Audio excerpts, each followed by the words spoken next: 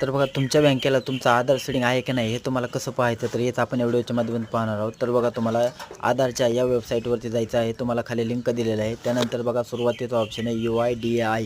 तर या ऑप्शनवरती क्लिक करायचं आहे. तर बघा या ऑप्शनवरती क्लिक केल्यानंतर तुमच्यासमोर अशा प्रकारचे पेज ओपन होईल. त्याच्यामध्ये बघा इंग्रजी, हिंदी आणि अशा इतर भाषा दिलेल्या आहेत, मराठी पण आहे. तर याच्यामध्ये तुम्ही इंग्लिश ही भाषा निवडू शकता. तर बघा आता आपण इंग्लिश ही भाषा निवडलेली आहे. या भाषेवरती क्लिक केल्यानंतर तुमच्यासमोर अशा प्रकारचे पेज ओपन होईल. तर बघा लोड होतं आहे. तर अशा प्रकारचे पेज ओपन झाल्यानंतर बघा इथं सगळे ऑप्शन आलेले आहेत.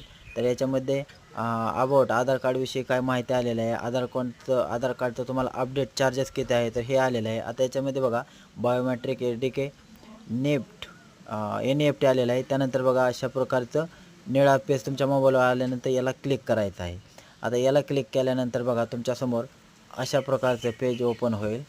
तर बघा या ठिकाणी तुम्हाला काय करायचं आहे, या ठिकाणी तुम्हाला लॉग इन हे आलेलं आहे. तर लॉग इन या ऑप्शनवरती क्लिक करायचं आहे. तर बघा लॉग इन या ऑप्शनवरती क्लिक केल्यानंतर तुमच्यासमोर अशा प्रकारचे पेज ओपन होईल की ज्या ठिकाणी तुम्हाला एंटर आधार कार्ड असं दिलेलं आहे. तर या ठिकाणी तुमचा जो 12 आकडी आधार क्रमांक आहे तो आधार क्रमांक अगदी व्यवस्थित टाकायचा आहे. तर बघा आता आपण इथं आधार क्रमांक आपला मेन्शन केलेला आहे. त्यानंतर खाली द एंटर कॅप्चा लिहिलेला आहे. तर या ठिकाणी जो या चौकोनामध्ये जो कॅप्चा आहे तो कॅप्चा या ठिकाणी एंटर करायचा आहे. तर बघा आपण या ठिकाणी कॅप्चा अगदी व्यवस्थित एंटर करत आहोत. तर बघा या ठिकाणी कॅप्चा एंटर केल्यानंतर लॉग इन विथ OTP याच्यावरती क्लिक केला आहे. ते जेव्हा याच्यावरती आपण क्लिक करू त्यावेळेस तुमचा जो आधार लिंकिंग मोबाईल नंबर असेल त्याच्यावरती OTP जाईल. तर बघा आपला OTP आलेला आहे. तर या ठिकाणी मोबाईलवरती मेसेजमधला आलेला OTP पाहायचा आहे आणि या ठिकाणी टाकायचा आहे.